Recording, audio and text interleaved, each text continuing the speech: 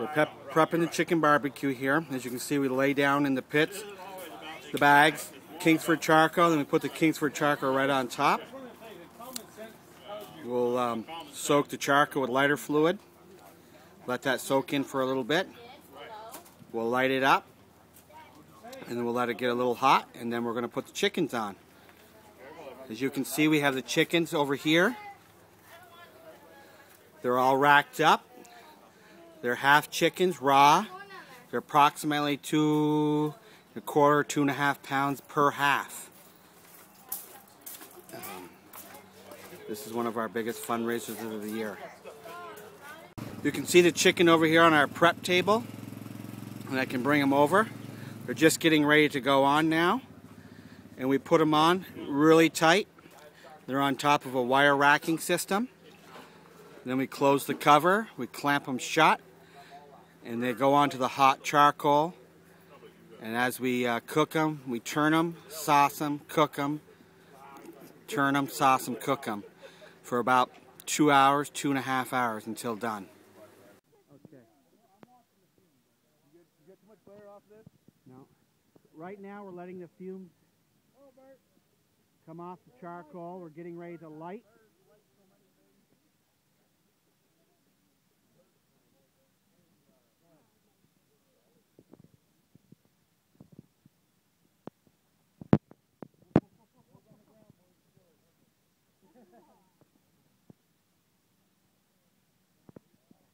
The roof is sealed on the top, so we don't have to worry about the place burning down, hopefully. But we do have the fire department here with their engine and gear, hoses pulled. But this is the first year that we've had the pit completely done, permanent walls, cement slab, and a building with a roof on it. We'll let that go for, I don't know, no, I said the truck was in gear. So, here we go. Once the chickens go on, I'll show you the next step. Marshall. Hi. You're the secret sauce guy? I'm the secret sauce guy. We've been doing this for quite a while. Mid-60s, I think we started. Mid to late 60s. My father started this. He passed the secret sauce on to me. It's a handed down family secret, kind of.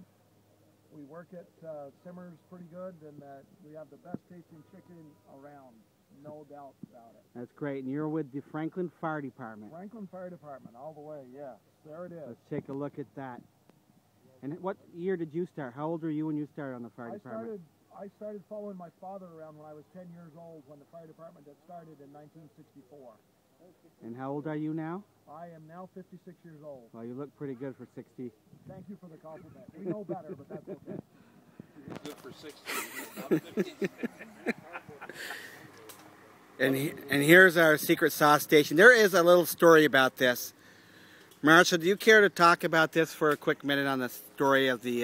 do you know where I'm going with this, looking at this new advanced system of making your sauce? Yes. Talking about my father, we used to have all kinds of stuff in the station for this barbecue. We had refrigerators and stoves and everything. My father used to work days ahead of time to get this sauce ready.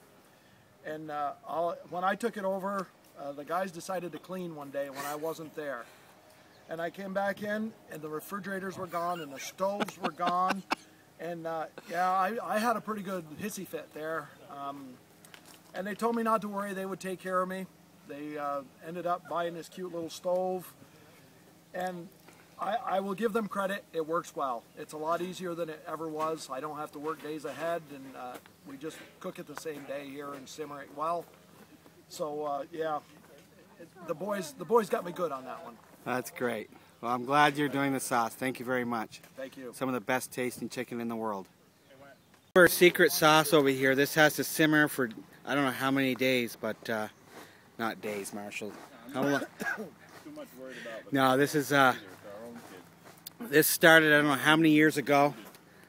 It started back in the mid-60s. Anybody's kids. And actually, was it your father that was part of the initial process? My father was part of the initial progress. My kid's already fooling around, but it's at the lake, damn it.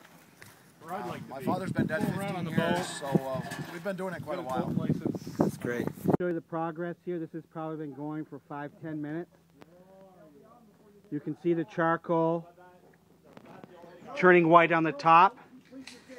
And if you can look at this here, this is our permanent pits. We also have some that are portable. It's outside is cement, the inside is bricks, fire bricks, and then you'll see we've put around a foot of stone down on the bottom to raise it up closer to the chicken, and then we've laid the charcoal on top of the stone. Once this charcoal is good and hot, we'll spread it out. We'll lay the chicken right on top, and then the excitement begins.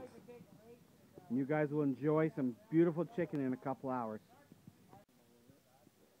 So as you can see now, the chickens are just going on. You can see the smoke starting to come up. I don't know if you can hear it sizzle or not, but they're starting to sizzle. It's only been on here for about 5 minutes. It's amazing. That nice charcoal, smoky flavor coats all the chicken.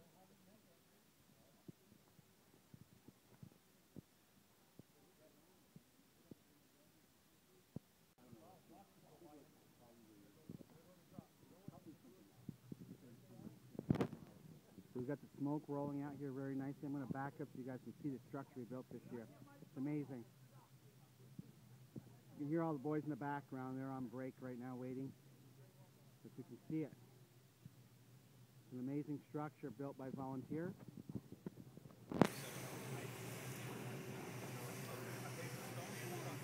It's about a 2-year project putting this together. There's Marshall. He's checking the chickens out. It's quite an inspection process. There's always going to be at least 1 or 2 people paying attention. Once Marshall says it's time to flip, everybody jumps up. It's almost like a fire call coming in. This place fills right up with helpers. And you can see when that wind comes up and we start saucing them, that special sauce, it actually will flare up. So we actually have a garden hose off to the side as well. This is amazing. So we'll come back in a half an hour or so and try to get footage all day long. Look at that smoke rolling off so perfectly. This is the first time this rack has been used fully. This is the first full cooking. We've done a few sample cookings this year. And I can show you the roof. If you can look at it, it's protected by steel. We're here about a half an hour into the process. You've seen they've already flipped them once and sauced them. You can definitely really hear them go. And they've actually opened it up down here. That pushes the heat right down through. You see they've got a garden hose just to keep it from flaring up. Guys, it's sounding really good here. Doing a great job.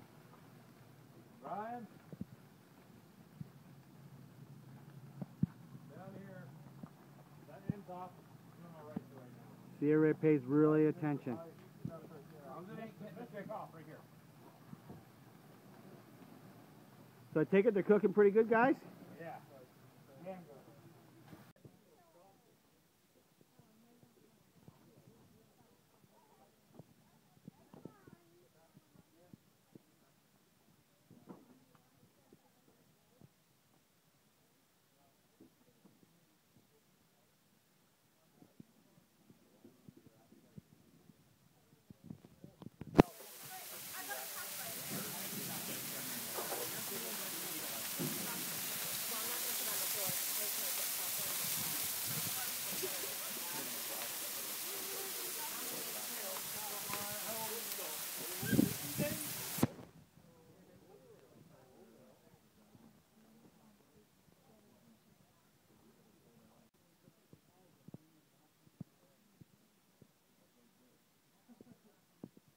We're about an hour and 45 minutes into the process.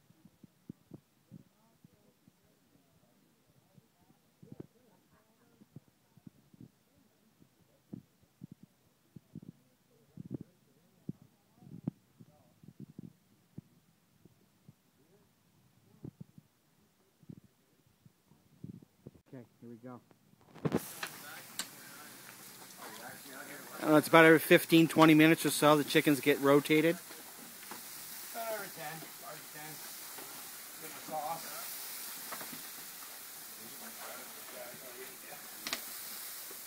We're going to just skin them for a minute. Then we're going to take them, flip them, start checking them. Yeah. How's it going today, Brian? Good. Good. Cooking fast. We're going to water them, Clark, this time. With this? Go. Really is no marvel plus the sauce here. It just moistens up. Done almost 2 hours cooking. Looks like you got the rhythm down pretty good there. Scott wants to do a little video here. The sauce is hot. I'm going to start cooking. Boy, it smells good. I wish I could smell this on video. It's amazing.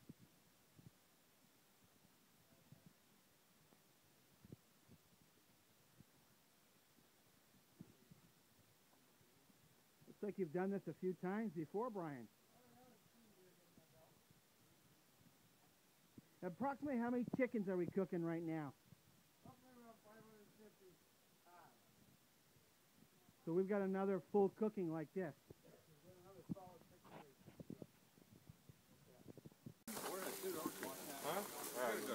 That's why I tackled him. I had it down. Chickens are done here. Chickens are done. Every chicken is hand tested to make sure it's completely done. Once the box is filled, they put a layer of secret sauce on. They seal them up in airtight containers, and they're ready for serving. And occasionally one gets dropped into the fire, huh? Oh, just like that.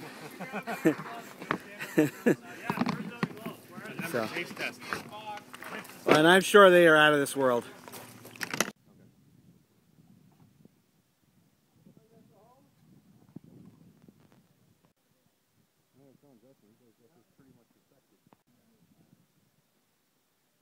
Hey, that must be a second cooking rack. That came out really good.